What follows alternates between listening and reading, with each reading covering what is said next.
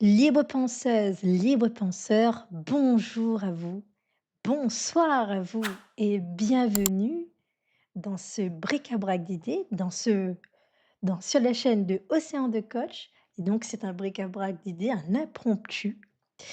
Et j'espère donc que vous vous portez bien au moment où cette vidéo vous trouve. Et aujourd'hui, ce dont j'aimerais envie de parler dans une réflexion brute, eh bien, c'est d'un événement proposé par, la bibliothèque municipale de Lyon, La Part-Dieu, qui s'appelle «Aux frontières du réel». Et donc c'est de vous en parler, de vous parler de cet événement-là et des questionnements que cela a produit chez moi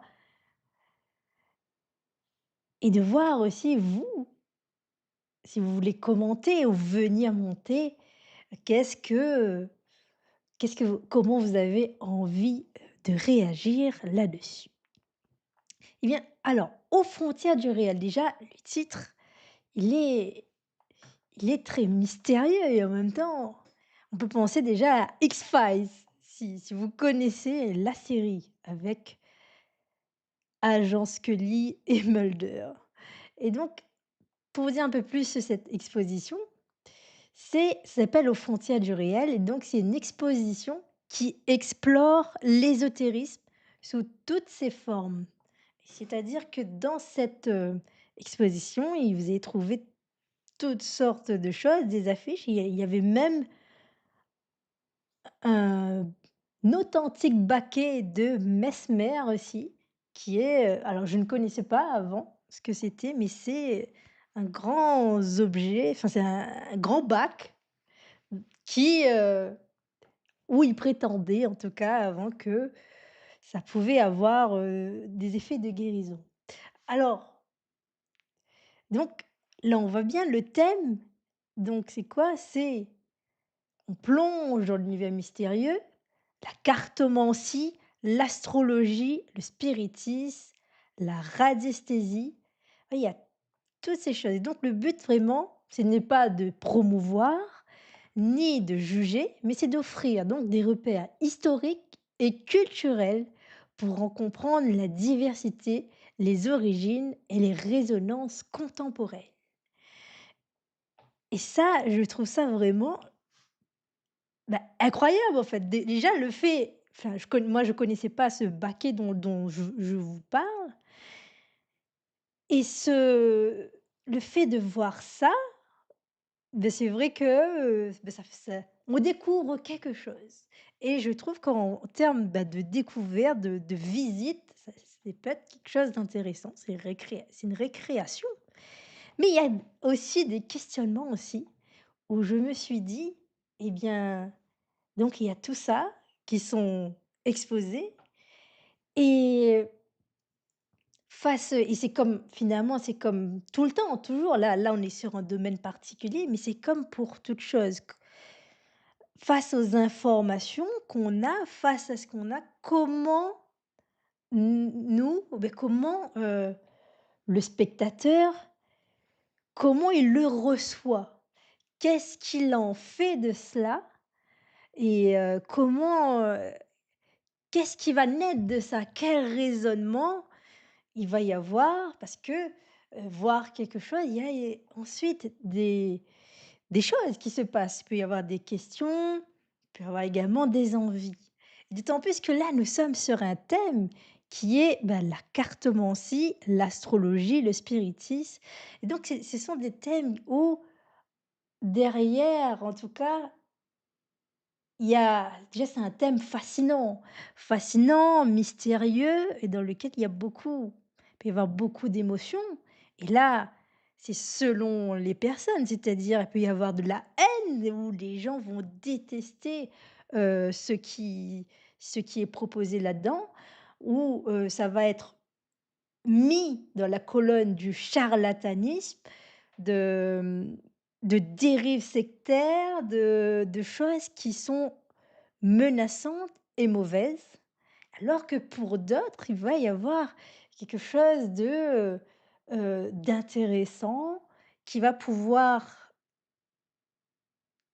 permettre d'ouvrir certaines curiosités et notamment alors il y avait plusieurs choses, mais derrière le spiritisme, derrière c'est aussi, cette idée de reconnaître chez l'autre ou bien ou chez soi cette possibilité, bah, cette, d'avoir une sensibilité particulière, d'avoir quelque chose d'exceptionnel. C'est quelque chose d'extrêmement valorisant, de dire qu'on peut avoir des choses exceptionnelles et dont on peut mettre à disposition de l'autre.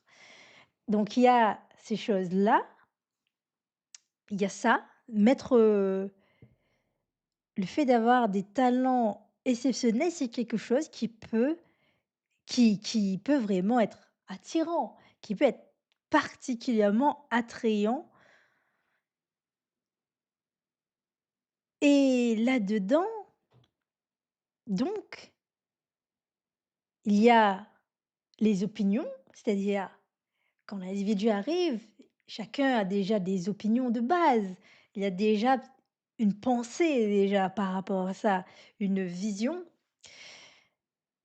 et donc ce qui est intéressant de savoir, c'est comment se fait ce raisonnement et je me suis rappelé d'une chose qui est, eh bien et ça, j'ai vu surtout en côtoyant les idées de Philippe Mérieux ou sur éducare qui signifie nourrir, mais il y a aussi quoi, c'est-à-dire dans une information,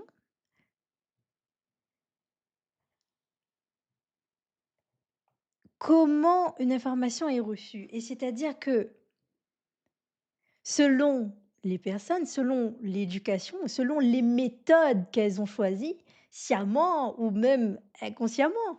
Donc il y a des méthodes où il n'y a pas de méthode des fois et c'est ça, c'est-à-dire que celui donc qui n'a pas, heu, avec lui des méthodes pour construire un raisonnement et pour pouvoir se repérer, ne sera pas équipé de la même façon que celui qui s'est interrogé sur la question ou alors qui, au fil de sa pratique, en a développé une qu'il utilise intuitivement. C'est-à-dire intuitivement, c'est-à-dire qui vient, de son expérience et qui sont, des données qu'il a intégrées lui, qu'il a intégrées peut-être sans qu'il puisse le dire explicitement. Et donc qu'est-ce que ça veut dire? C'est-à-dire donc, il y a les personnes qui vont avoir les méthodes, mais il y a aussi, eh bien, quand il y a pas de méthode, il y a aussi, bah, cette, grande possibilité de tomber dans des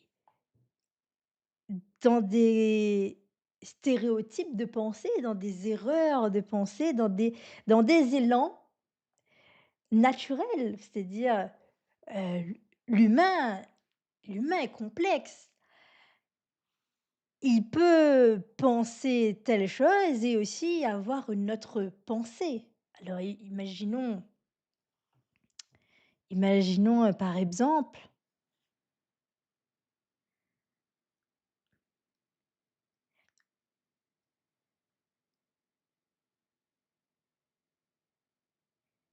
que d'un côté, il dit ne pas adhérer et pourtant, mis dans une certaine situation, imaginons, qu'il y a dans une des pratiques qu'il dit: «Non, il n'adhère pas à ça», eh bien, il peut se dire, eh bien, là, mis dans une situation, par exemple, il y a une promesse de guérison et que la personne, soit elle veut guérir ou elle veut qu'un de ses proches ou son enfant ou je ne que sais-je, qui guérisse. Est-ce que finalement, il va pas voir cette option-là comme intéressante? Et c'est là que c'est quelque chose où le raisonnement où en fait, je trouve que c'est important de le regarder. C'est-à-dire parce que, pourquoi? Finalement, oui, quand il y a un problème, eh bien, et que ce problème ne trouve pas de résolution dans, dans les choses classiques que l'on peut retrouver, par exemple dans la médecine ou autre, eh bien, il y a cette volonté de trouver des solutions et il y a effectivement des choses qui enfin des pratiques qui présentent des promesses, des choses comme ça. Et ici, eh ben, c'est tout à fait humain pour un humain justement d'imaginer des idées. Des idées, enfin de chercher des options et même des options non conventionnelles.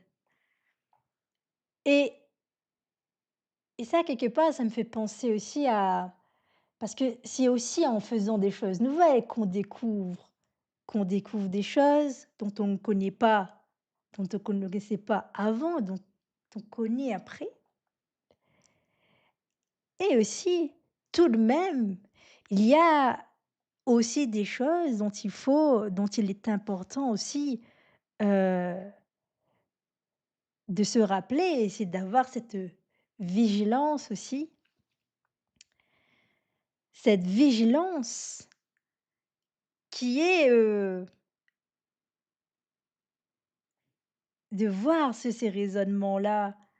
Parce que pourquoi je parle de vigilance? Parce qu'il y a aussi des promesses et il y a également des dérives, bien entendu, les dérives sectaires et ça, là-dedans, dans le domaine, on connaît bien le travail de la Miviludes et c'est vrai qu'une personne en situation de vulnérabilité ou soit qui n'a pas peut-être toute la connaissance, voilà, qui n'a pas toutes les connaissances,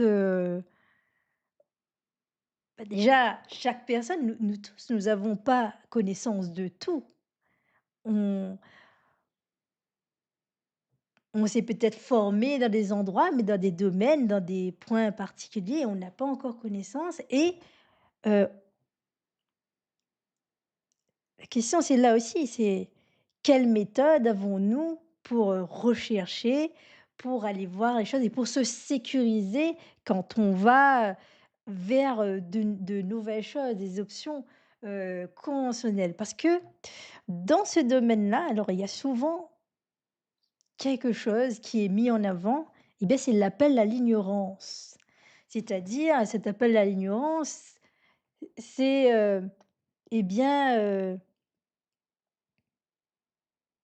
en f et bien, c'est un appel de l'ignorance qui n'amène pas à avoir des preuves réelles sur telle ou telle pratique, mais qui vient à dire eh bien, pourquoi, pour un tel ou quelque chose, pourquoi ça a marché? Pourquoi si, pourquoi ça? Et en fait, dans la façon dont la question est posée, le eh bien, c'est intéressant en fait de se dire: «Et si ça marchait?» parce que oui, peut-être et si ça marchait, mais alors la question, elle est encore mieux quand elle est, réellement ouverte. Parce que pourquoi je dis ça? Il y a on peut être enclin au fantaisisme, c'est-à-dire, au à la peut-être aussi, j'allais dire, la pensée magique, mais aussi où on a envie de croire à des choses et la question c'est: est-ce que je me pose la question parce que j'ai envie de croire, parce que ça correspond à un désir ou quelle autre méthode? C'est-à-dire quelle autre méthode il y a? Parce que dans la façon dont je pose des questions, je peux poser une question qui m'amène à aller vers ça, mais qui m'amène pas à vérifier déjà, les dangers qu'il peut y avoir. C'est-à-dire, on peut se demander: «Mais pourquoi?» parce qu'on peut entendre, voilà, il y a beaucoup de rumeurs, beaucoup de choses, ça a permis des miracles, des guérisons, mais alors, à quel point c'est vrai, ce qui est dit dans cette rumeur-là, mais surtout quels en sont les risques. Et parmi les dérives qui qu'on peut parfois retrouver, parce que là on parle de dérives, des dérives sectaires, il y a quoi? Eh bien, il y a aussi des fois, ben, le fait de perdre une chance d'avoir un vrai traitement aussi. Parfois, ça c'est par exemple quand il existe des traitements justement conventionnels et qui fait que de par une pratique, au lieu d'aller vers ce traitement-là, eh bien, la personne va être, comment dire? Elle va être, monopolisée, un peu par cette pratique-là, qui, ayant cette promesse, peut-être ne la délivrera pas. Alors, parfois, peut-être que ça peut marcher. Alors pour quelle raison? Effet placebo ou une autre, que sais-je? Je ne sais pas, mais en tout cas, je trouve qu'il est intéressant de se questionner, d'aller là-dessus. Il y a, déjà donc, je parlais de cette perte de chance, mais il y a également, l'emprise mentale que certaines pratiques peut amener et cette qui ensuite amène à une difficulté pour la personne de se séparer de cette pratique-là, de sortir de ce, bah, du groupe, par exemple, dans lequel il est ou bien dans la pratique qu'il a rejoint et c'est là vraiment, enfin, que l'esprit critique est intéressant et qu'il est intéressant justement d'avoir des méthodes et de se nourrir de différents points de vue. C'est-à-dire, bah, de se questionner aussi dans les informations reçues. Est-ce que ce sont des informations qui tombent d'en haut comme ça et qui descendent, qui s'imposent, voilà, qui s'imposent ou, qui vient, de quelqu'un qui dit des choses et qui n'amène pas de preuves concrètes ou qui voilà, qui où il y a plein de promesses, mais derrière,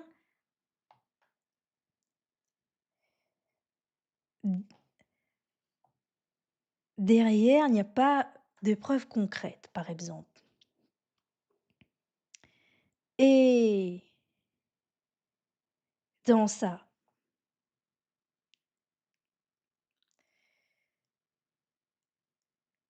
là, j'aimerais présenter le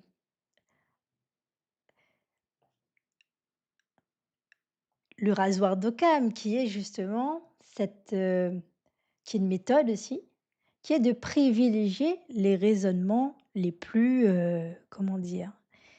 Les plus La moins coûteuse finalement, qui est c'est-à-dire il peut y avoir des choses extraordinaires dont on a envie de croire et il peut y avoir également il y a des choses des fois qui sont beaucoup plus terre à terre.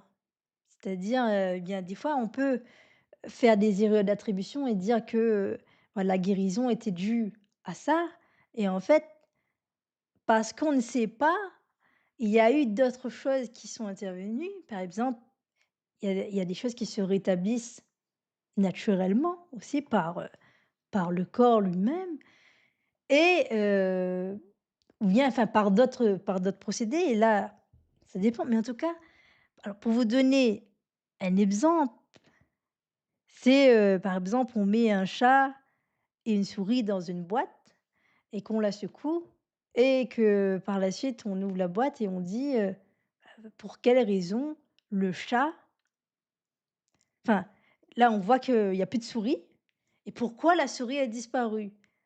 Alors, parce que, les extraterrestres sont venus at prendre enlever la souris ou parce que, la souris, a eu un don d'invisibilité, je sais quoi, ou parce que le chat l'a mangé. Donc là, ici, on voit bien que là, c'est facile, c'est très facile, on voit bien que c'est moins coûteux de dire que,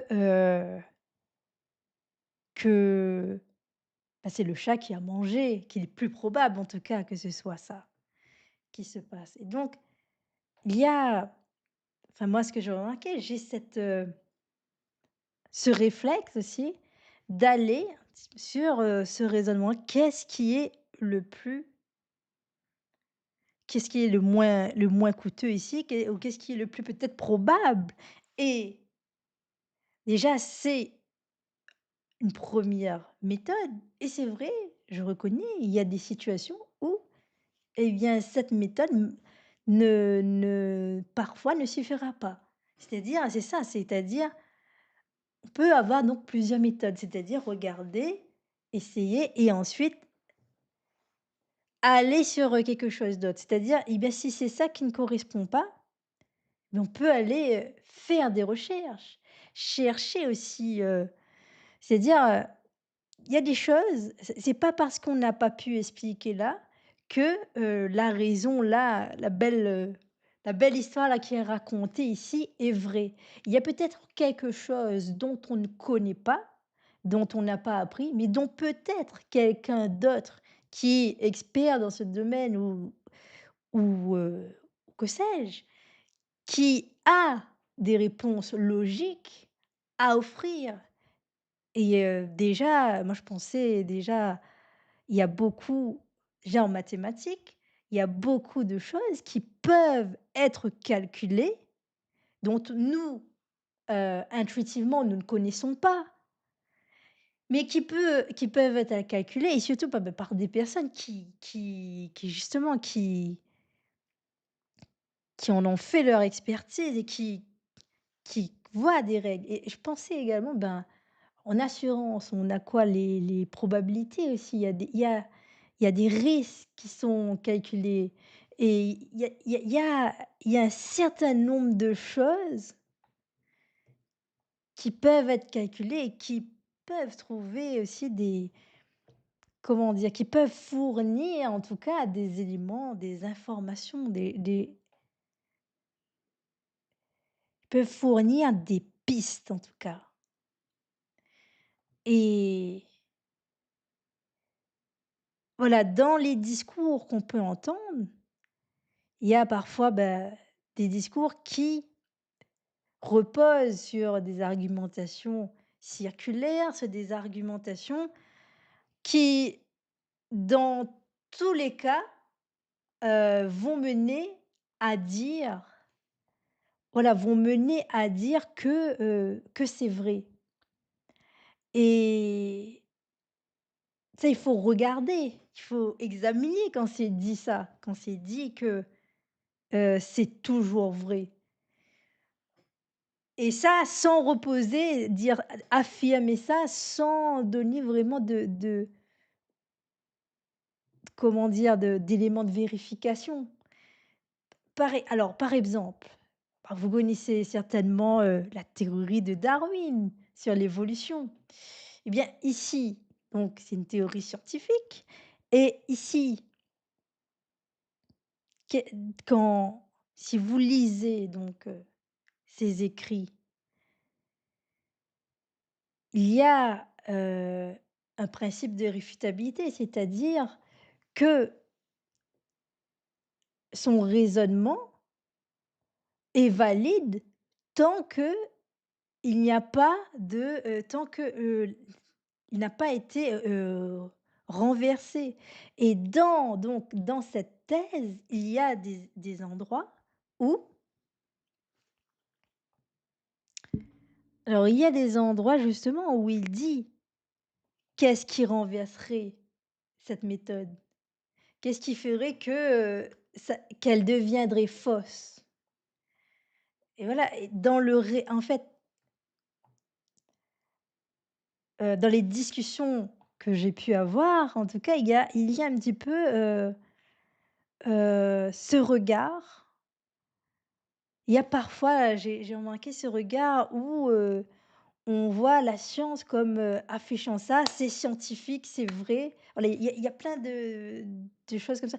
C'est scientifique donc c'est vrai, c'est ci donc on affirme ci, on affirme ça. Or, mais il y a un système qui est mis en place, des procédés de validation avec, voilà, tout un système de preuves pour permettre justement de se repérer et de pas et qu'une information puisse être, catégorisée. C'est-à-dire il y a une hiérarchie aussi entre les les différentes expériences, par exemple, et dessus est documenté aussi les biais qu'il peut y avoir. C'est-à-dire que c'est pas dit, voilà, de blanc en noir, ça, c'est ça. Non, il y a un raisonnement et on dit sur quels critères on s'est basé, et il y a également, heu, normalement cette, exigence en tout cas de dire tout ce qui a pu biaiser les l'expérience. Parce que c'est pas parce qu'il y a une expérience que c'est vrai, on peut avoir des expériences contraires, et c'est tout au long, en tout cas, qu'on peut avancer. Et donc, il y a ça qui est intéressant, c'est de regarder aussi qu'est-ce qui est dit, sur quoi repose le raisonnement, et c'est-à-dire de ne pas céder non plus à cette, envie peut-être imaginaire aussi de. C'est vrai qu'il y a des choses miraculeuses, il y a des choses qu'on n'explique pas encore, mais c'est pas parce qu'il y a une ignorance que la promesse ici promise, c'est celle-là qui est vraie. C'est-à-dire, eh bien, on peut élargir aussi le champ. On peut élargir le champ, il y a peut-être d'autres choses, et c'est ça, c'est qu'aujourd'hui, par exemple, dans le monde de la science, il y a des choses qui sont,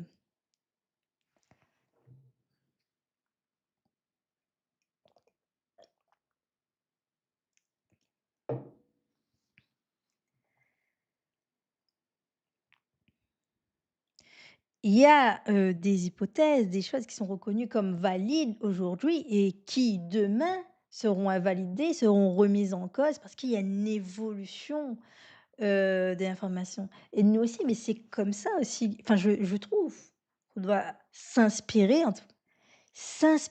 enfin à mon sens en tout cas, c'est de s'inspirer aussi, du mouvement aussi, c'est-à-dire de ne pas se figer sur, des choses, des idées toutes faites, des opinions, mais d'aller creuser, d'aller rechercher, et d'avoir cet esprit de découvrir. Je pense que cette curiosité que l'on peut avoir justement, cette curiosité que l'on peut avoir, c'est ce qui peut permettre, hem,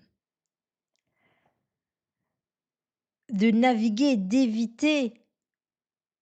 Enfin, peut-être pas d'éviter, mais en tout cas de combattre le biais de confirmation. Qui est ce biais de confirmation? C'est quoi? C'est de, minimiser ou carrément de ne pas voir des choses qui vont pas dans notre sens. C'est-à-dire, nous, on va confirmer telle ou telle chose, et c'est ça, c'est plus on va voir, des choses et on va dire: «Ah bah, ça, c'est vrai parce que si, si, si et ça», et donc est-ce que nous est-ce que nous, quand on reçoit une information, on est pris par des élans, des erreurs de raisonnement, des stéréotypes, ou est-ce que on fait un filtre de méthodes, de plusieurs méthodes pour justement, voir comment on met les informations en perspective et puis quelles décisions ensuite on prend finalement? Et au moment où on ne connaît pas, parce que c'est vrai, il y a des moments où on ne connaît pas, eh bien, est-ce que j'y vais en connaissance de risque ou non? Voilà, c'est ça aussi. C'est-à-dire, est-ce que, j'y vais, je ne sais pas, ou alors j'y vais et eh bien, effectivement, j'ai vu des risques, mais ici, c'est telle option. Vous voyez, c'est la personne qui décide en conscience par rapport à ce qu'elle a mis en perspective.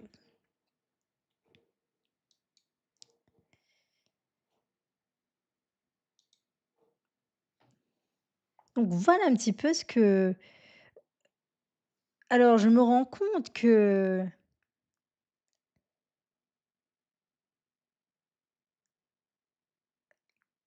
qu'ici ma réflexion est très brute et et je pense que ça mériterait d'être plus structuré pour que parce que je n'ai pas en tout cas je le vois bien qu'ici, il y a un manque de clarté et donc je pense que je reviendrai pour, préciser ça, mais j'ai donné déjà quelques éléments. Ouais, j'ai donné quelques éléments en tout cas sur, les points de vigilance à avoir et notamment j'ai donné quelques petites, voilà, c'est important de se questionner sur les méthodes et il y en a. Il y a des méthodes, la question c'est comment est-ce que on est aux prises de ses envies, de ses désirs, de ses envies de croire à telle ou telle chose ou alors est-ce qu'on a vraiment, hem, cet esprit de d'entrer dans un processus de réflexion, de recherche, de découverte, d'aller découvrir au-delà, de ce qu'on a envie nous que cela soit.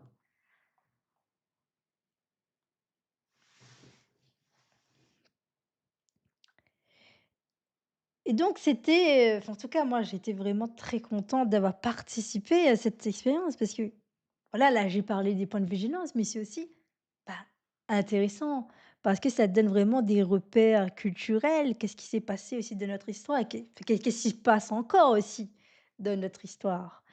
Et de comment l'homme, par quels médias l'homme il passe pour pouvoir, comprendre le monde et trouver aussi des solutions face aux problèmes qu'il rencontre, face aux désirs qu'il a envie en tout cas, d'assouvir aussi. Et ça questionne aussi, heu, les réalisations, les effets aussi, quel effet cela a. Quels en sont les effets bénéfiques? Quels en sont aussi les effets, qui n'en sont pas en fait, qui sont pas bénéfiques?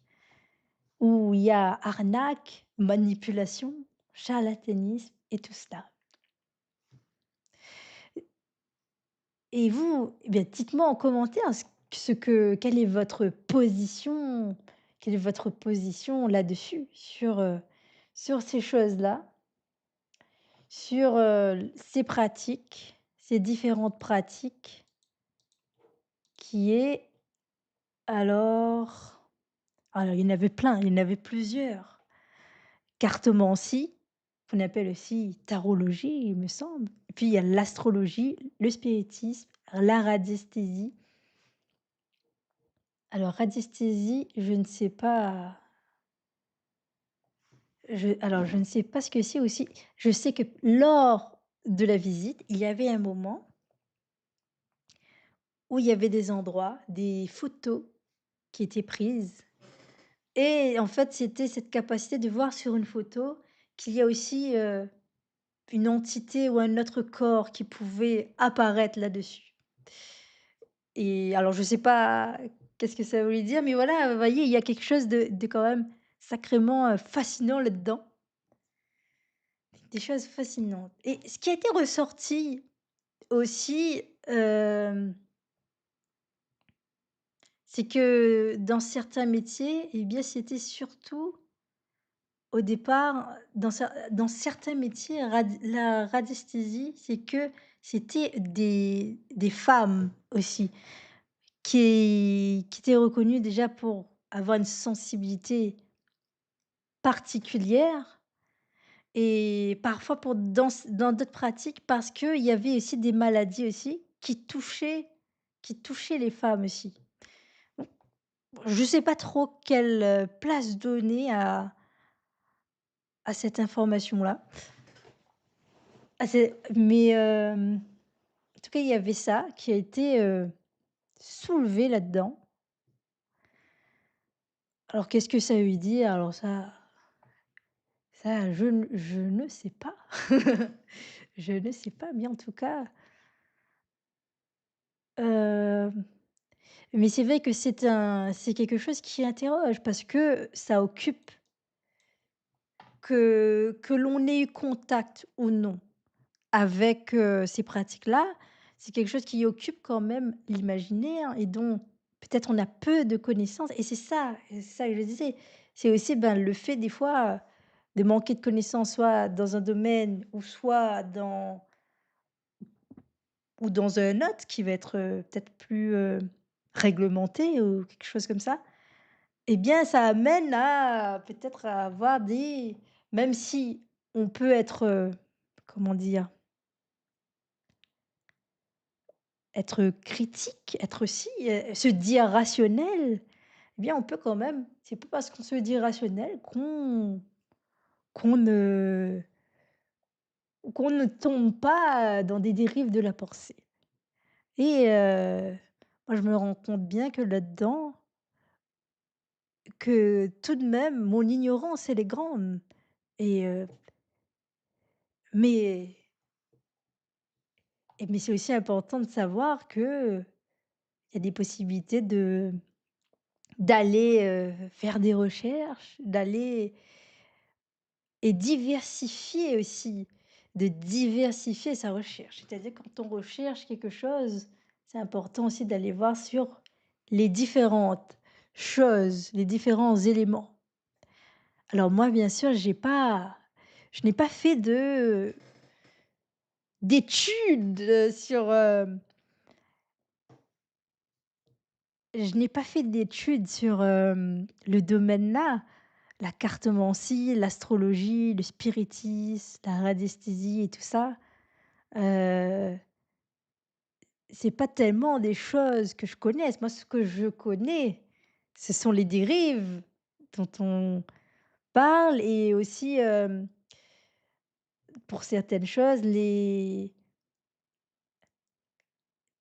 procédés un peu, voilà, il y a des procédés parfois, comme on connaît par exemple l'effet Barnum, qui on va dire à quelqu'un quelque chose, mais qui peut toucher, en fait, qui peut toucher, la personne, mais en fait, ça va toucher beaucoup de gens et c'est pas parce que la personne était devin à ce moment-là et c'est ça, c'est-à-dire, moi, je connais quelques dérives, mais je connais pas les autres parties, on va dire.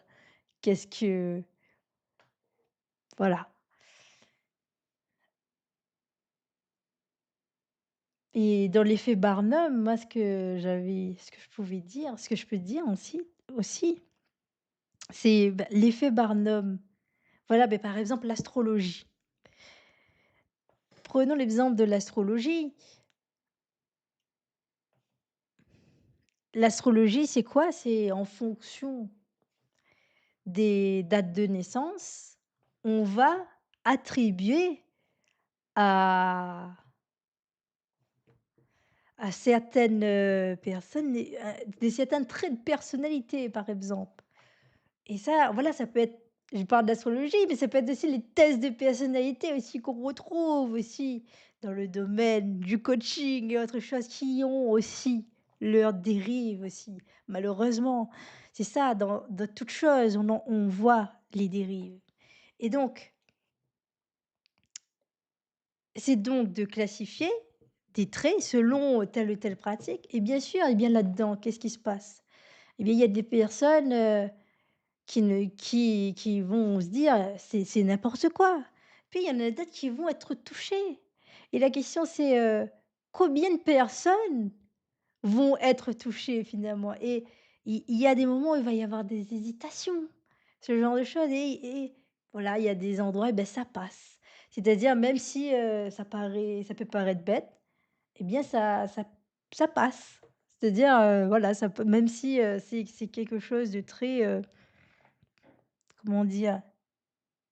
Dans des modèles qui tombent dans les modèles de la caricature même, à certains moments, eh bien sûr, en lisant l'horoscope avec la répétition,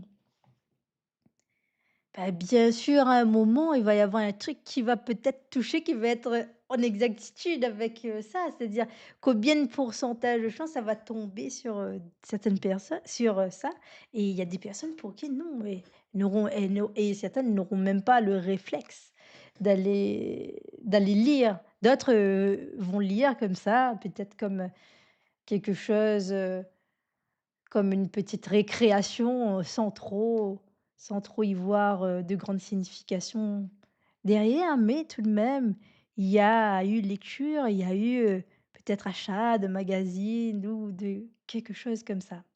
Et là, en parlant, ça me fait penser à un film que j'avais regardé, que j'avais trouvé, particulièrement intéressant. C'était le film de Hérétique, avec un H, il me semble et c'est un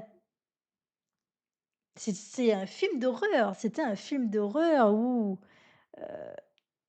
alors c'est un homme plutôt dérangé, mais quand même qui a un raisonnement intéressant malgré tout, même si bon et qui fait vivre des épreuves à des personnes qui ont des croyances religieuses et il me semble que dedans, les 2 personnes qui étaient venues chez elle, c'était des mormons qui était venu pour le convertir, enfin pour pas le convertir directement, mais en tout cas qui était venu pour, faire part de leurs idées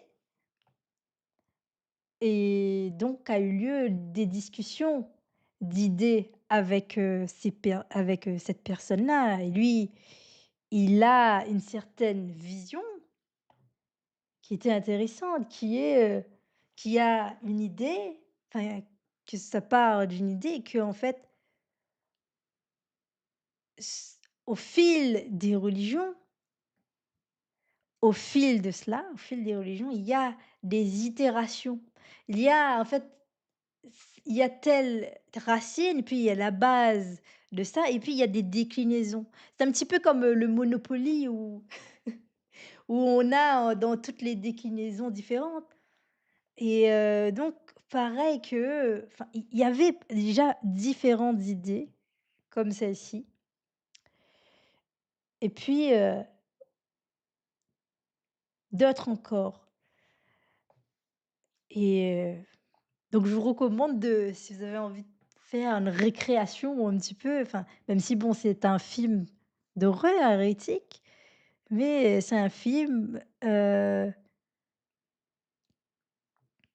il peut y avoir différentes idées et où, finalement, en fait, les mormons dedans, ils étaient un peu, coincés déjà face à déjà, on va dire que l'homme, il avait vu dans la situation dans laquelle il les a mises.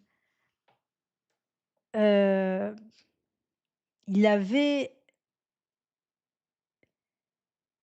comment dire ça?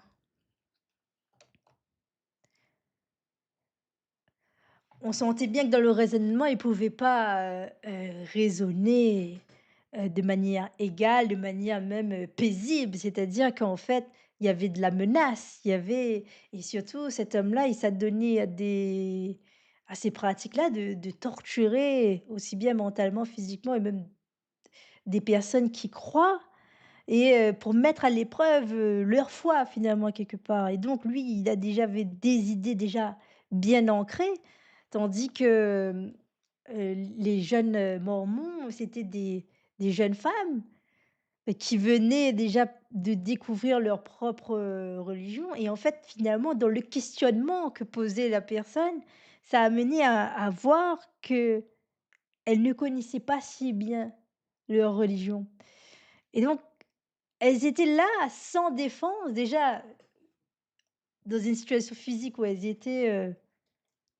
se retrouvaient finalement un peu séquestrées même et il y avait cette situation défavorable, mais il y a aussi le fait qu'elles étaient face à un homme qui avait déjà fait un cheminement sur des idées bien pré où il avait ses idées bien précises et eux et elles, eh bien, C'est c'était pas encore le cas, c'est-à-dire elles étaient au début de leur foi ou alors, certaines l'une d'elles, certains, l'une d'elles ou enfin je sais plus, avait grandi dedans et il s'était pas posé plus de questions que cela et donc il y avait une asymétrie et donc forcément quand on pose des questions sur des choses qu'on ne connaît pas à ce moment-là, eh bien, il peut y avoir des pertes de repères très importantes, avant de pouvoir aller, poser des questions et c'est vrai que, bah, quand il y a des questions comme ça, heu, où la personne ne trouve pas réponse, elle peut faire et c'est là, c'est quel, raisonnement on prend. Parce que l'humain a plusieurs capacités. Il a la capacité soit, eh bien, de prendre en compte les faits et d'en tirer conclusion ou aussi, bah, sinon de compartimenter et beh, d'accepter les incohérences et parce que, socialement, dans son cadre à elle, dans son cadre familial à elle ou par rapport aux investissements qu'elle a fait, ça va être trop dur d'envisager de sortir en fait de ça. Donc ici, c'est aussi bien comment, l'individu va naviguer, comment il va, naviguer face à ça.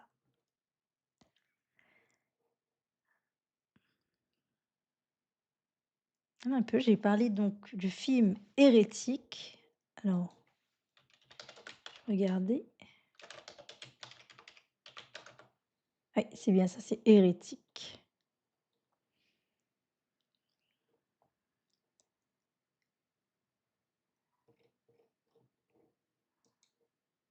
Et en parlant de compartimenter, c'est il y a ça aussi, il y a cette possibilité aussi.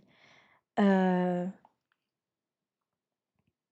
c'est-à-dire, eh bien, il y a bien, des personnes qui vont avoir un métier, particulier, où on va imaginer, qu'il va avoir des idées, très très carrées, des raisonnements très carrés, très pragmatiques, très rationnels ou très qui va être qui s'inscrit en tout cas dans une démarche scientifique et puis, qui va choisir de souscrire, qui va avoir de la place malgré que ceux qu'il, dans ce qu'il pratique, s'oppose à l'autre chose, mais il va avoir cette capacité-là à croire 2 choses, qui se contredisent et ça montre aussi, bah, que l'humain, il est bah, qu'on est paradoxaux.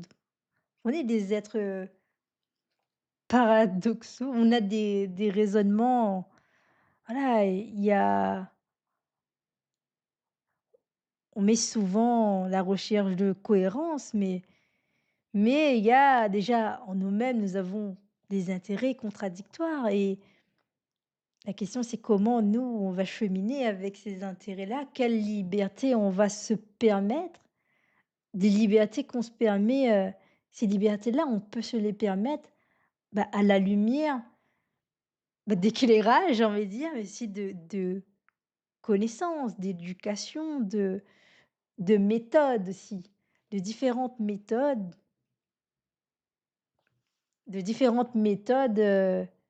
que l'on peut avoir, mais également aussi et ça je pense que c'est intéressant aussi de dire, beh, de la capacité aussi à recevoir les idées nouvelles aussi. Parce que c'est vrai que quand il y a des changements, c'est aussi ça peut être brutal pour, l'esprit, c'est encore une perte de repères et donc quelle méthode on a quand le repère change? Est-ce qu'on se cramponne? Est-ce qu'on s'attache à quelque chose qui se fissure, qui nous fissure peut-être aussi quelque part? Ou, qu'est-ce qu'on va faire? Et voyez, il y a par exemple, des fois on peut se réfugier dans des expressions, dans des proverbes, par exemple: «Chasser le naturel et revient au galop» et j'ai envie de dire moi, le message aussi, eh bien, c'est que on n'est pas condamné à rester dans des élans naturels aussi. On Il y a aussi des possibilités de se tourner vers de construire des mé on peut aussi construire des méthodes si, parce que tout n'est pas fait. C'est ça qui va de soi. De construire des méthodes. Il y a également des méthodes qui sont déjà faites, mais on peut également, aussi mixer des choses aussi. On peut c'est-à-dire avec la connaissance, on peut changer des choses qui sont profondément ancrées aussi. Il y a aussi ces possibilités et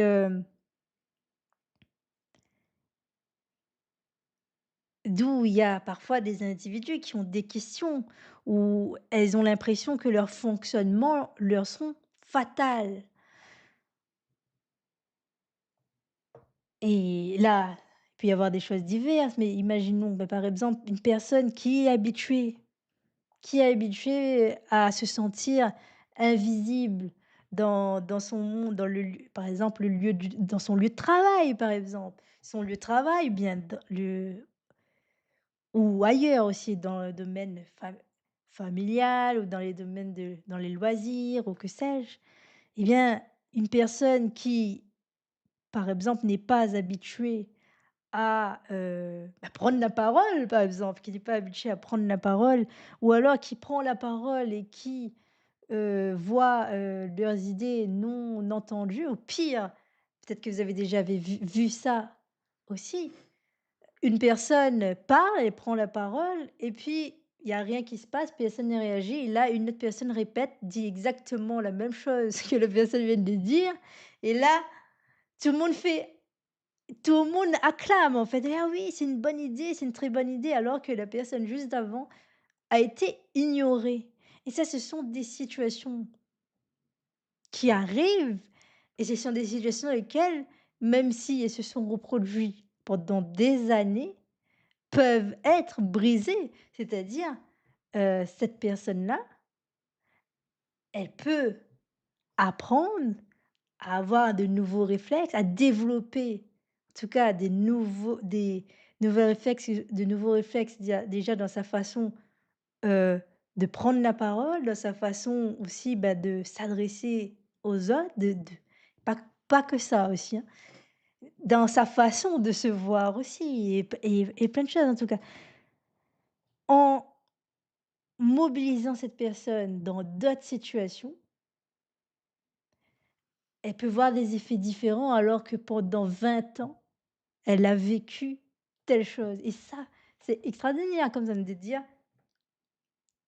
«Eh bien, il y a des choses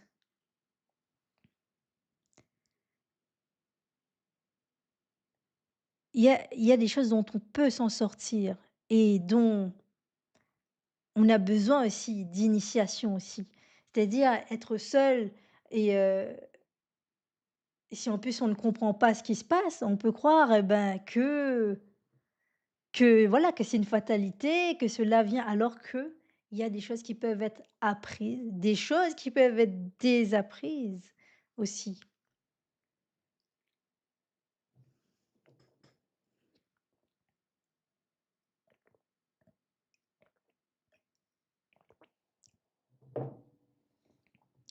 Alors donc pour revenir sur cet événement, donc il y a eu, des ateliers, des participations qui étaient vraiment intéressantes parce que ça montre aussi, nous aussi, comment on interagit aussi entre nous aussi par rapport aux positions qu'on prend et également, bah, on a eu, la possibilité également, bah, de faire un marque-page avec, sur le thème en fait de l'ésotérisme, ce thème-là et je vais vous montrer donc ce que j'ai fait.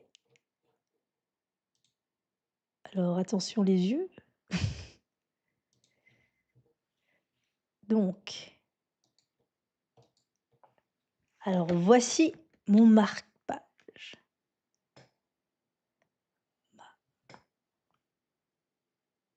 Alors donc alors ici, qu'est-ce que c'est? Eh bien, ce n'est pas moi qui ai dessiné, hein. Je n'ai pas mais c'est du collage ici, ça a été du collage et ici, c'est moi qui a feutré. J'ai feutré donc, les contours et j'ai donc choisi ici c'est, bah, 2 cartes et moi j'ai choisi la carte, de l'étoile et celle de la roue de la fortune que vous pouvez voir ici. Donc voilà mon chef-d'œuvre, mon souvenir de ce voyage et d'ailleurs si vous êtes à Lyon et si vous êtes intéressé, donc c'est à la Part-Dieu, il y a encore des dates des différents ateliers et les animateurs sont super, ils sont vraiment chouettes. J'ai passé un bon moment d'aller voir cela.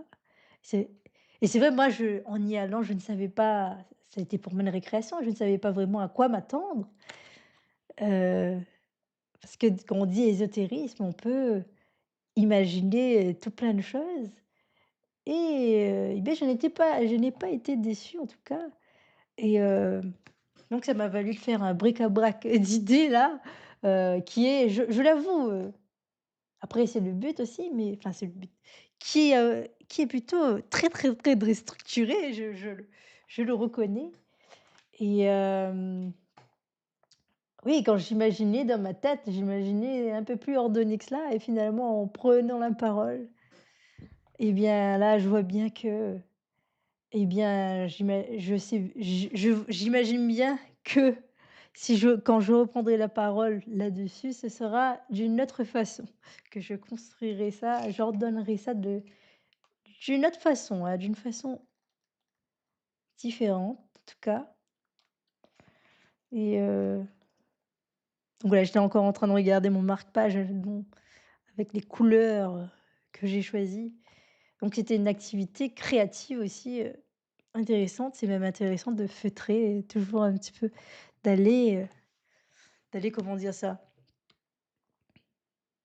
Voilà, de sortir un petit peu, des fois du côté oui, c'était une façon aussi d'aborder des thèmes très sérieux aussi, hein, parce que comme je disais, c'est un thème qui peut faire, beaucoup réagir et je trouve quelque part, c'est aussi peut-être, hem, je sais pas si c'est désacraliser, dédiaboliser, mais en tout cas quelque chose qui ça, voi quelque cho ça peut être quelque chose qui peut générer des peurs secrètes, des peurs non dites, voilà, des désirs secrets aussi et quelque part le fait, bah, d'exposer ça, et c'est aussi une façon de montrer, bah, voilà, que ça existe et que, bah, il y a des données là-dessus.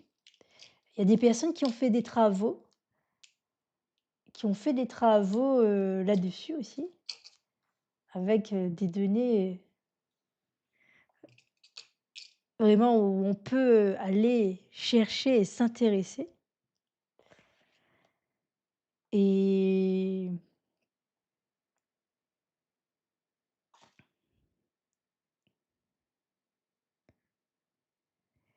donc ben, voilà, je pense que j'ai peut-être plus grand chose à dire, peut-être que vous pouvez me dire, quelle voilà votre position, là-dessus.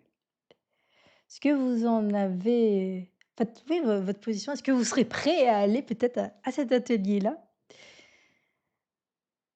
En tout cas, bah, moi, je vous souhaite une excellente soirée. Je vous remercie pour cette écoute et je vous dis à très bientôt. On est et donc vous retrouverez vendredi à 18 h Frédéric lors d'un bric-à-brac d'idées et puis vous me retrouverez samedi